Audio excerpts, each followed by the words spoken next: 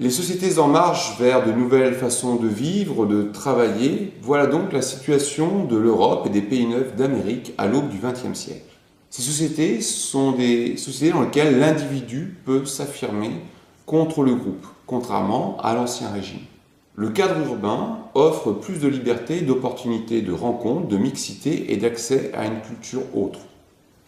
L'homme européen de 1900 est un individu à la fois plus libre qu'il ne l'a jamais été dans l'histoire, et il est en même temps corseté par des identités puissantes et souvent exclusives. Le langage, l'aspect vestimentaire, les lieux fréquentés sont des marqueurs forts de l'identité d'un individu. L'appartenance de classe, comme on l'a vu, est déterminante puisqu'elle assigne une place au sein du système capitaliste, mais l'appartenance à la nation ou la religion sont également des facteurs d'intégration et d'identité forts. Le fait urbain vient également brasser et mixer toutes ces identités. Une culture commune fondée sur l'école, la presse, le marché et le travail émerge malgré tout. Ce sont ces aspects antinomiques qui se mettent en place, à la fois affirmation d'individu et d'autre part, on se dirige vers une culture de masse. Celle-ci est diffusée de plus en plus massivement par de nouveaux médias. L'avant 1914 marque l'apogée de la presse écrite qui tire déjà à des millions d'exemplaires et se nourrit à la fois des progrès techniques qui abaissent le coût de production du journal et de l'essor de la publicité et des petites annonces.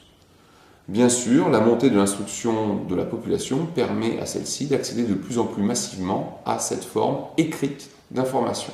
On parle dorénavant d'une culture de masse où le sport, le spectacle, le loisir commencent à devenir un langage commun aux diverses classes sociales.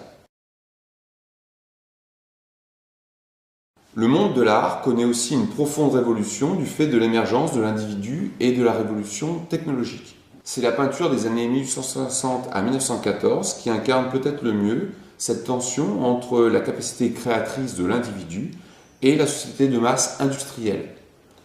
Les courants nouveaux issus de l'impressionnisme évoluent vers l'abstraction avec le cubisme de Picasso, sont déjà rejetés et les artistes éprouvent de grandes difficultés à survivre sans reconnaissance sociale. On voit donc ce qu'on appelle une avant-garde qui effectivement tient compte de toutes ces modifications mais qui n'est pas reconnue par l'essentiel de la bourgeoisie dominante qui imprègne de ses références la culture qu'elle souhaite voir produire. L'image pourtant commence son ascension irrésistible dans les sociétés à travers l'affiche, la carte postale, la photo ou le cinéma.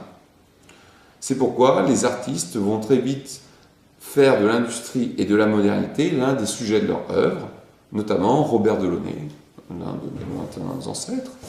L'art, non, sinon je ne serais pas là, d'accord, si j'avais des Robert Delaunay, je ne ferais pas de cours. Enfin bref, l'art s'affirme ainsi comme un puissant moyen de constitution politique. Il peut également devenir un véritable secteur industriel comme le cinéma après 1914. Enfin, dans cette atmosphère de temps nouveau, c'est toute la pensée qui est bouleversée par l'industrialisation du monde. Celle-ci oscille entre le positivisme et la critique de la raison. Depuis le milieu du XIXe siècle, en effet, la science s'est imposée comme la nouvelle religion, capable d'expliquer tous les phénomènes et bientôt d'expliquer les humains par la sociologie, l'économie, l'histoire et bien sûr la médecine. De nombreux scientifiques prétendaient qu'il était dorénavant possible d'envisager de gouverner les sociétés de manière scientifique, et peut-être même d'améliorer l'espèce humaine par l'eugénisme et la sélection des individus et des races. On voit bien comment cette modernité peut être porteuse de dérives graves. Mais la fin du XIXe siècle voit également une remise en cause de cette prétention au règne de la raison. Les découvertes de Freud sur l'inconscient ou les philosophes comme Nietzsche et Bergson réhabilitent l'instinct et l'intuition. On voit ainsi émerger un néo-romantisme remettant en valeur l'époque médiévale ou le sentiment contre la raison.